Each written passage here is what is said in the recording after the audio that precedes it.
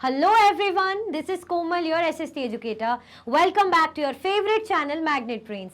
Magnet Brains आपको provide कराता है हाई क्वालिटी एजुकेशन, वो भी बिल्कुल फ्री ऑफ कॉस्ट, किंडरगार्टन से लेके क्लास 12 तक की।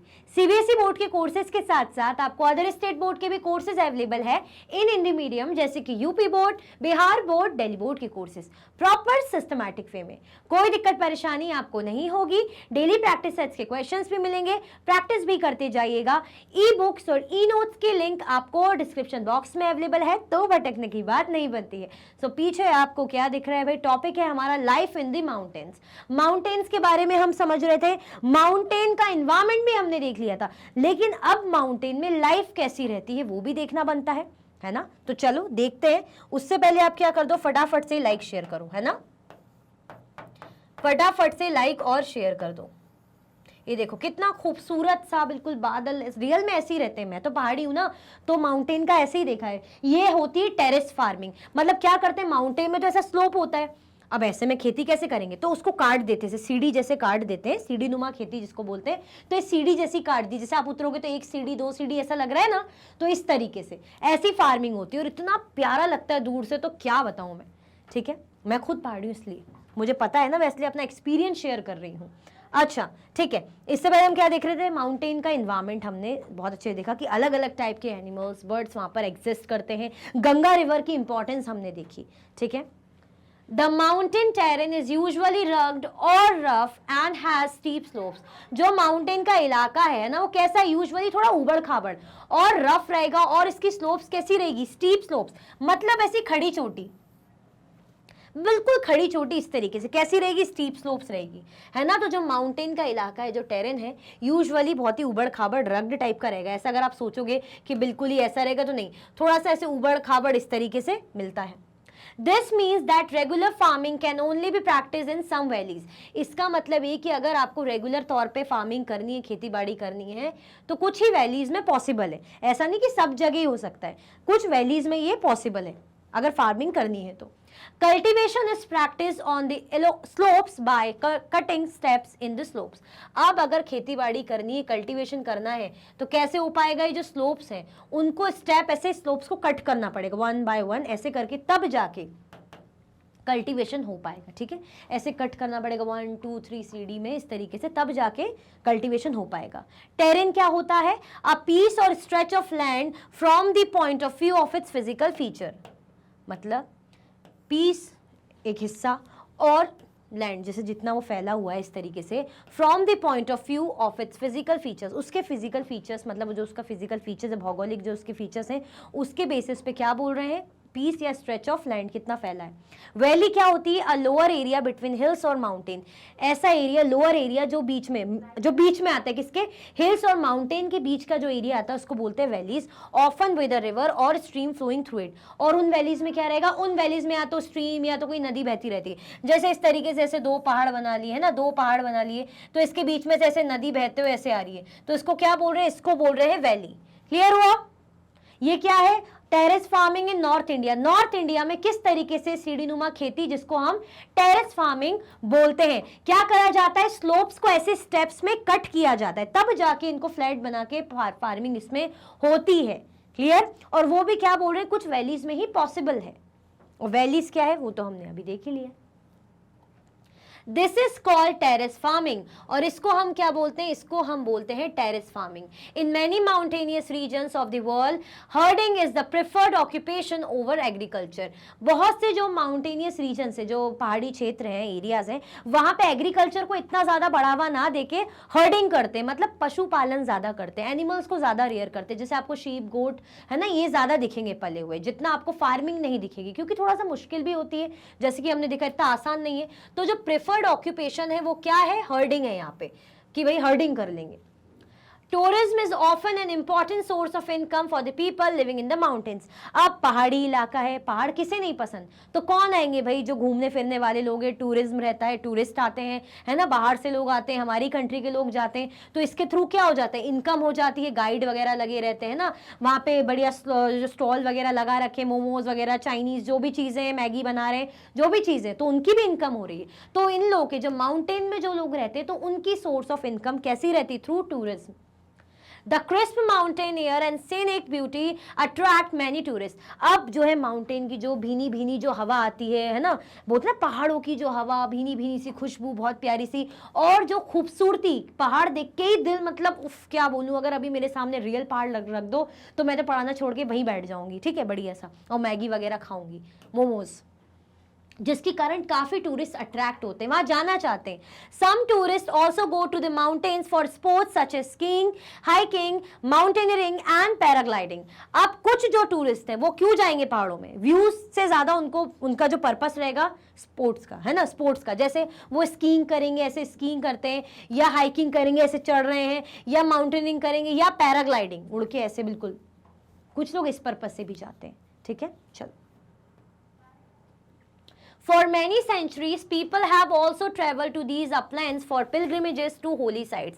अब बहुत सी सदियों से ये भी देखा जाता है कि यहाँ पे सिर्फ घूमने के पर्पस से भी नहीं, काफी तीर्थ यात्री भी यहाँ पर आते हैं, मतलब तीर्थ स्थल भी हमें यहाँ देखने को मिलते हैं। होली साइट्स ऐसे पवित्र स्थान है ना, जहाँ पे जैसे आप सुनते होंगे बद्रीनाथ, केदारनाथ वगैरह, है ना।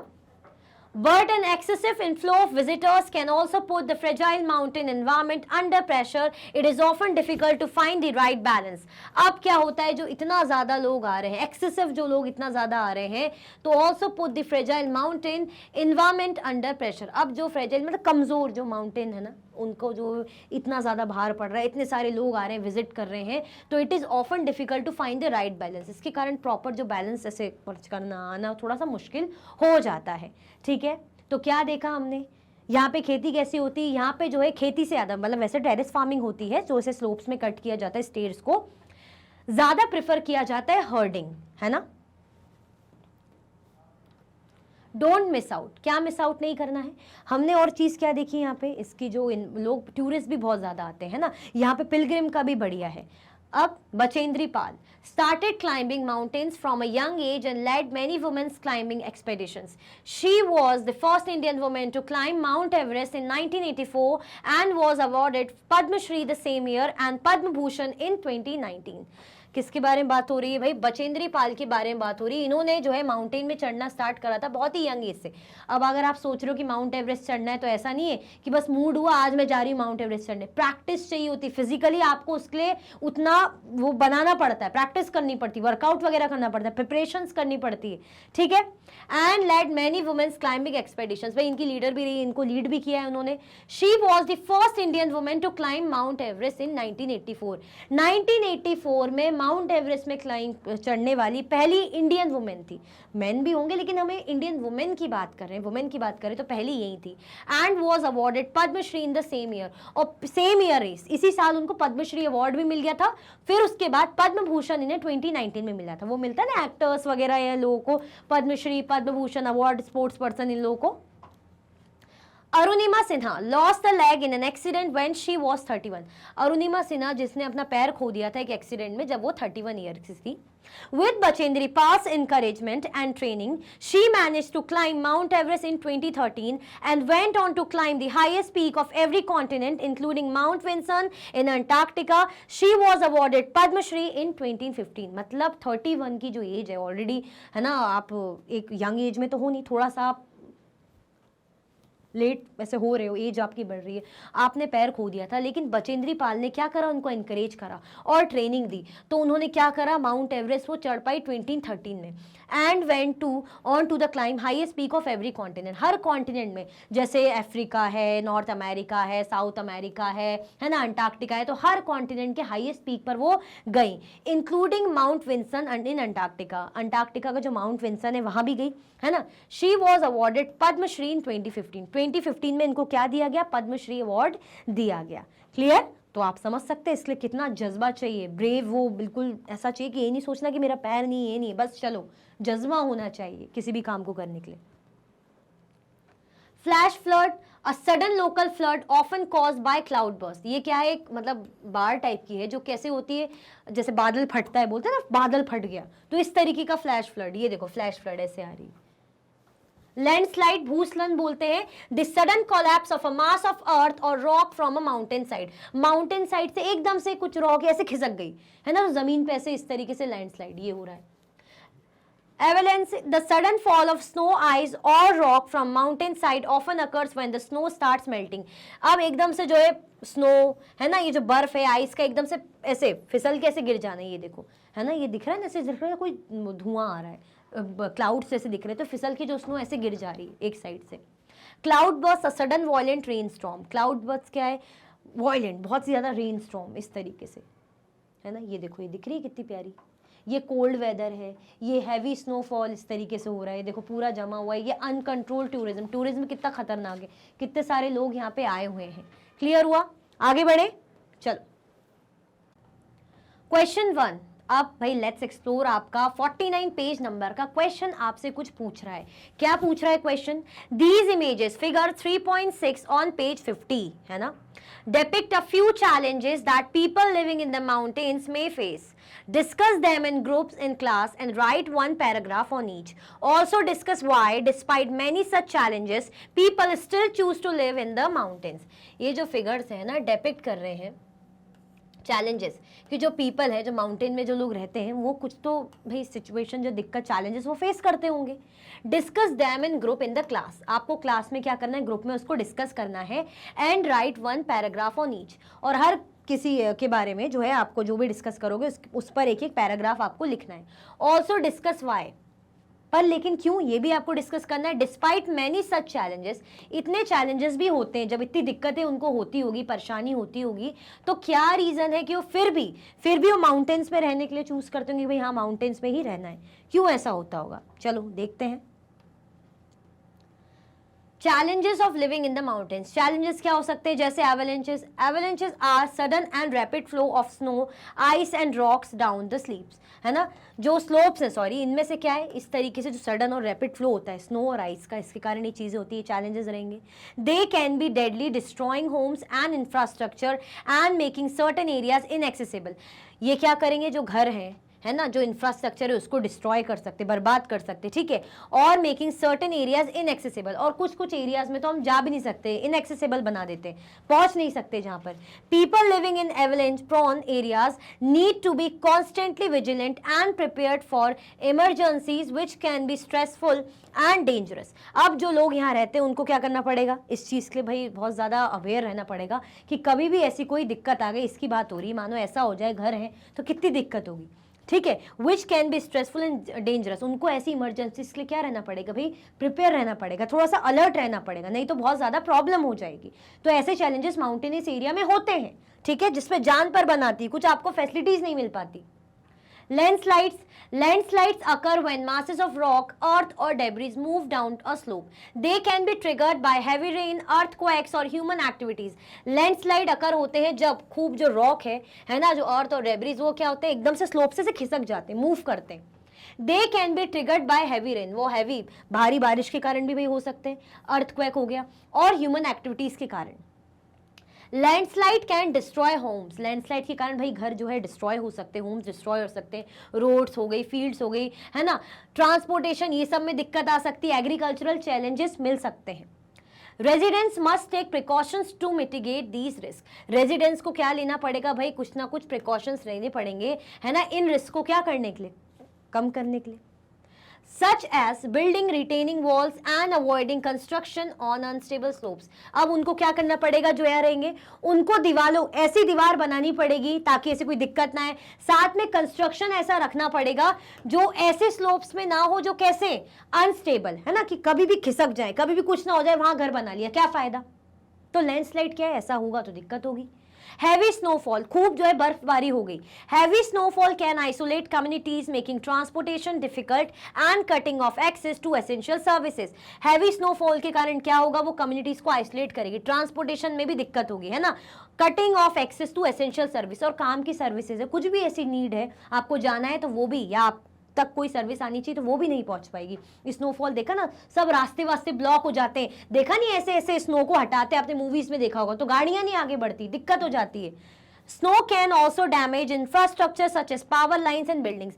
स्नो जो है क्या डैमेज कर सकती है भाई? इंफ्रास्ट्रक्चर, है ना, पावर लाइन्स और बिल्डिंग्स को डिस्ट्रॉय कर सकती है. Despite these challenges, people have adapted by developing snow removal techniques, building sturdy homes and using snow as a water source. अब इतनी दिक्कत के होने के बाद भी हम बोल रहे ना कि पब्लिक क्यों वहाँ रहना चाहती, तो पब्लिक क्या करती, पीपल जो है उन्होंने जो है डेवलपिंग स्नो रिमूवल टेक्निक, ऐसी टेक्निक अपनाई जिससे स्नो रिमूव हो जाती होगी, ठीक है, building sturdy homes and using snow as a water source, और स्नो को कैसे जो ऐसे इस तरीके के होम बनाए जो बिल्कुल ऐसे दिक्कत ना हो उनमें, है ना, ऐसे घर बने रहे जिनमें कोई सी दिक्कत ना हो, साथ में स्नो किसमें, water source, as a water उसको बाद में यूज कर सके, जब वो मेल्ट कभी होगी तो वाटर सोर्स की तरह उसको यूज कर लेंगे। तो ऐसे कर करके ये लोग इस चैलेंजेस को कोप अप कर रहे हैं, ठीक है। चलो, Flash floods happen quickly and with little warning, often due to heavy rain or rapid snow melt. अब जब स्नो एकदम से पिघलती है ना, या एकदम से हैवी रेन होती है तो होता है, ऐसा कुछ इसकी वार्निंग भी नहीं मिल पाती, समझ में भी नहीं आ पाता, और एकदम से होता है फ्लैश फ्लड। क्या है फ्लैश फ्लड, ये देखो, they can sweep away everything in their path including homes and livestock. अब इनके रास्ते में जो भी आएगा, जो फ्लैश फ्लड आती है, जो बाढ़ आती है, इनके रास्ते में जानवर वगैरह हैं, घर हैं, सब ऐसे एकदम से बहाकर वो ले जाती है। To mitigate this, residents build flood defences and create early warning system. इससे बचने के लिए जो रेजिडेंट्स है उन्होंने ऐसे घर बनाए हैं ना, ऐसे रेजिडेंस है जो फ्लड जो है डिफेंस, मतलब जो फ्लड से बचा सके, साथ में अर्ली वार्निंग सिस्टम भी उन्होंने रखा हुआ है। Flash floods highlight the need for community preparedness and resilience. Flash flood से क्या होता है भाई, जो कम्युनिटी है, जो लोग हैं, वो उस चीज़ के लिए प्रिपेयर भी रहते हैं, ठीक है, और उनके जो उनको पता है ना कि क्या हो सकता है क्या नहीं हो सकता, इस चीज़ के लिए उन्होंने पहले से ही जो है तैयारी करके रखी होती है। Uncontrolled tourism bring economic benefits but can also lead to environmental degradation and strain on local resources. अब टूरिज्म के कारण पैसा तो खूब आएगा, लेकिन जो environmental degradation है वो भी तो होगा, environment भी तो खराब होगा, जो resources है वो भी बर्बाद होंगी, मतलब वो भी exploit होंगी। ओवर क्राउडिंग हो गया या पॉल्यूशन हो गया, डिस्ट्रक्शन हो गया, natural habitats are common issues. बहुत ज़्यादा भीड़ भाड़ हो रही है, गंदगी हो रही है, डिस्ट्रक्शन हो रहा है जो नेचुरल हैबिटेट्स है उसका। Communities need to balance economic gains with sustainable practices to protect their environment and way of life. जो communities है, जो लोग हैं, उनको क्या करना चाहिए, प्रॉपर बैलेंस करके रखना पड़ेगा, है ना, जो इकोनॉमिक जो गेन्स हो रहे हैं विथ सस्टेनेबल प्रैक्टिसेस, मतलब ठीक है आप अर्न करना चाह रहे हो वो ठीक है, अर्निंग हो रही है, लेकिन रिसोर्सेज का भी ध्यान रखना पड़ेगा कि भाई जो पॉल्यूशन फैल रहा है, जो इन्वायरमेंट इनबैलेंस हो रहा है, उसको भी कैसा करें, सस्टेन करके चलें, है ना, बचा सके, प्रिजर्व कर सके, कंजर्व कर सके, ठीक है। चलो, Despite these challenges, people continue to live in the mountains due to several reasons.